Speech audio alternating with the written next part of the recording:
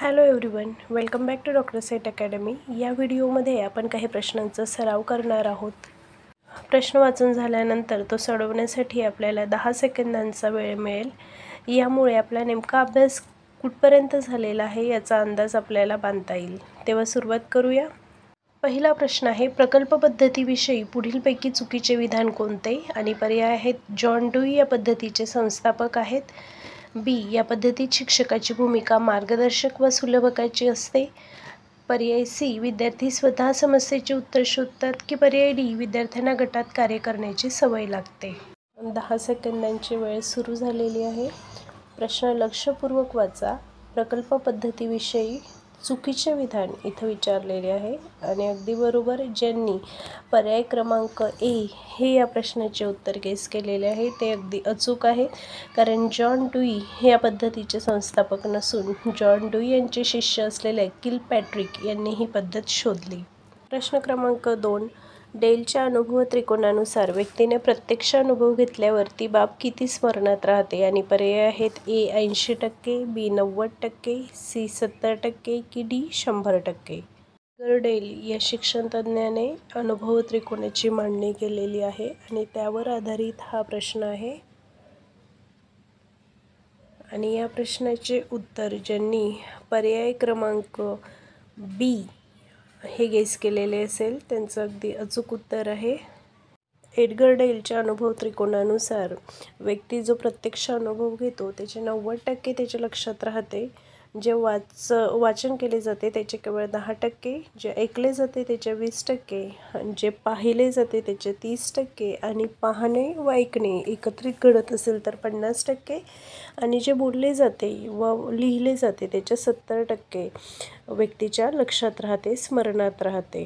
3, एका महाविद्यालयातील गणित विभागाचे प्रमुख विद्यार्थी गुणवत्ता वाढी संदर्भात भाषा विषय प्रमुखांशी संवाद साधतात। हे कोणत्या प्रकारचे संप्रेषण आहे? आणि पर्याय आहेत, ए अनौपचारिक संप्रेषण, बी विकर्ण संप्रेषण, सी अनुलंब संप्रेषण की डी क्षितिज संप्रेषण। संप्रेषण प्रकारांवर निश्चितपणे एकतरी प्रश्न विचारला जातो, त्यामुळे हा महत्त्वाचा प्रश्न आहे।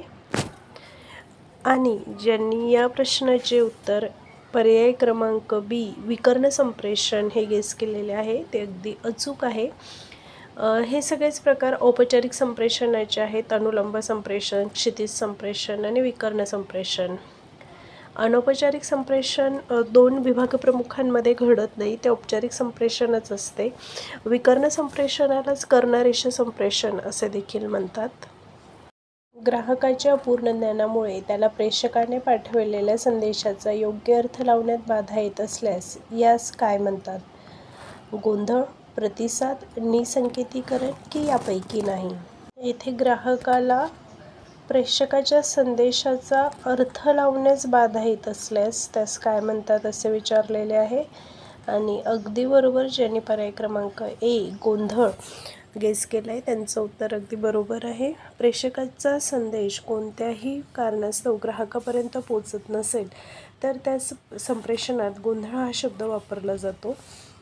गोंधळ हा वेगवेगळे असू शकतो, जर शारीरिक असेल उदाहरणार्थ भूक किंवा थकवा, भौतिक गोंधळ असू शकतो उदाहरणार्थ बाहेरचे आवाज, मनोवैज्ञानिक गोंधळ असू शकतो उदाहरणार्थ पूर्वग्रह, अर्थसंबंधी गोंधळ असू शकतो, सांस्कृतिक किंवा ज्ञानसंबंधी ज्ञानाची कमतरता, अशा प्रकारे संप्रेषणात गोंधळामुळे अडथळा निर्माण होतो। पुढील श्रेणी पूर्ण करा। B C E G K dash आणि पर्याय आहेत, पर्याय A M, B N, C O की डी पी। अक्षरमालिकेतील अक्षरांचा क्रम आणि येथील श्रेणीमध्ये काही संबंध असल्यास तो पडताळून बघा। अगदी बरोबर ज्यांनी या प्रश्नाचे उत्तर पर्याय क्रमांक ए एम हे दिलेले आहे त्यांचं उत्तर अगदी अचूक आहेत। येथे अक्षरमालिकेतील क्रम जर विचारात घेतला तर मूळ संख्या इथं दिलेले आहेत। बी दुसऱ्या क्रमांकाला येतो म्हणजे 2, सी 3, ई 5, जी 7, के 11 आणि पुढील मूळ संख्या येते 13। 13चा अक्षर क्रमांक येतो एम, म्हणून पर्याय ए एम हे या प्रश्नाचे अचूक उत्तर आहे। पुढील विधानांवरून कोणते निष्कर्ष काढता येतील? विधान 1 दिलेले आहे, सर्व टेबल खुर्च्या आहेत. विधान 2, सर्व खुर्च्या फर्निचर आहेत. आणि निष्कर्ष आहेत, पहिला निष्कर्ष, काही खुर्च्या टेबल आहेत. निष्कर्ष 2, काही फर्निचर खुर्च्या आहेत. आणि निष्कर्ष 3, सर्व टेबल फर्निचर आहेत.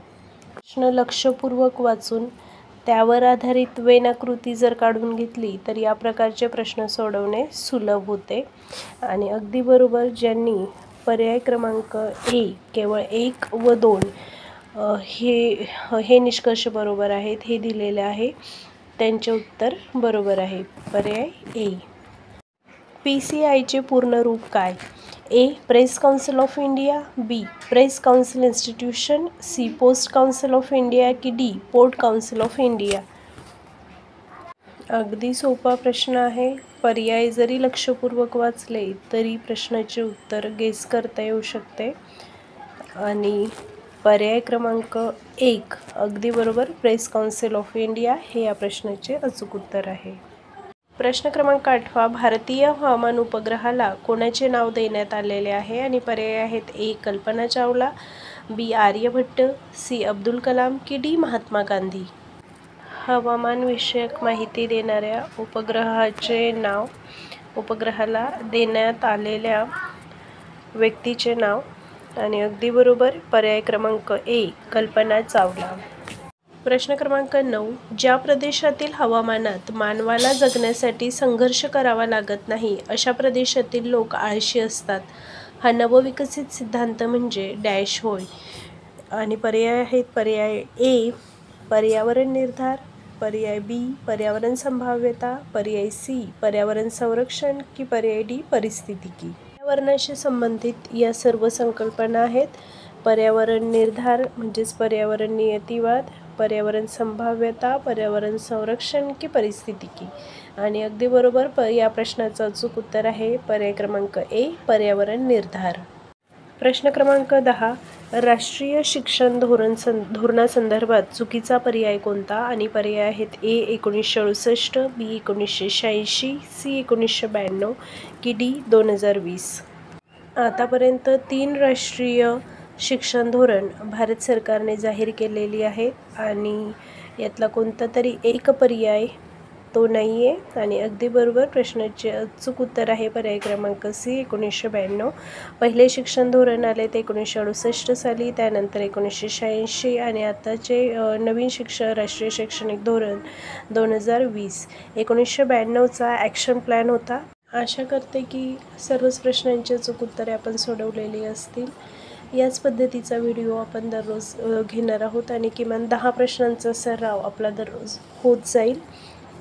चॅनलला सबस्क्राईब केलेले नसेल तर कृपया करून घ्या, जेणेकरून अपकमिंग व्हिडिओजचे नोटिफिकेशन आपल्याला मिळेल. सबस्क्राईब केलेले असेल इतरांसोबत शेअर करायला विसरू नका, जेणेकरून त्यांनाही फायदा होईल आणि मला देखील प्रोत्साहन मिळेल. धन्यवाद.